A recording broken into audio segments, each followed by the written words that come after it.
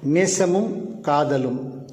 நேசம் என்பது நாம் அனைவரும் மற்றவர்களிடத்தில் எதுவும் எதிர்பார்க்காமல் மரியாதையுடன் பழகுவது.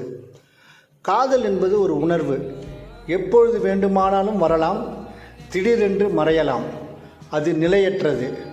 காதலுக்கு நேரம் காலம் என்று ஒன்றும் கிடையாது. எல்லா உயிர்களுக்கும் காதல் வரும், ஆனால் மாறிக்கொண்டே இருக்கும். நேற்று போல் இன்று இல்லை, இன்று போல் நாளை இருக்காது. என்னுடையது தெய்வீகமான காதல். கடைசி வரை என் கரங்கள் உன் கரங்களை பற்றி கொண்டே இருக்கும். உலகமே எதிர்த்தாலும் என் ஜீவன் உள்ளவரை உன்னை நான் காதலிப்பேன் என்று வசனம் பேசுபவர்கள் சந்தர்ப்பவாதிகள். காலம் மாறிவிட்டது.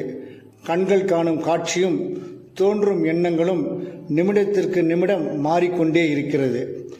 லவ் என்ற ஆங்கில சொல்லை எல்லா தேசத்திலும் ஆசிரியர்களும் பெற்றோர்களும் குழந்தைகளுக்கு சொல்லிக் கொடுப்பதில்லை.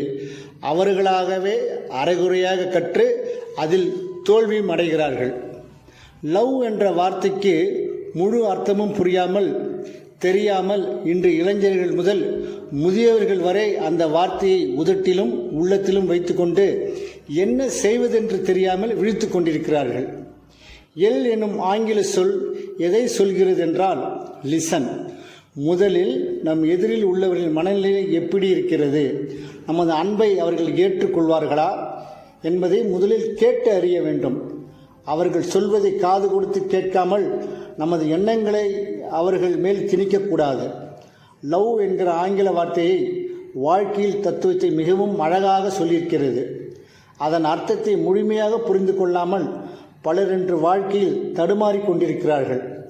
அடுத்த வார்த்தை ஓவுக்கு அர்த்தம் அப்சர்வ், உற்று நோக்குதல், கூர்ந்து கவனித்தல்.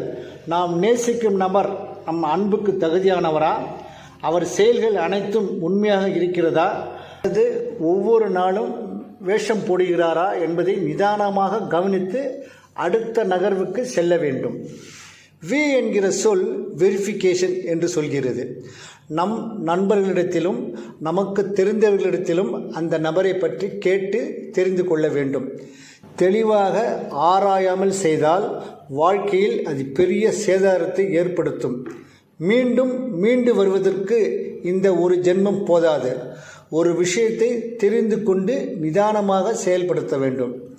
இ என்கிற சொல் எக்ஸிக்யூட் என்கிறது. செயல்படுத்து, லிசன், அப்சர்வ், வெரிஃபை, பிறகுதான் எக்ஸிக்யூட்.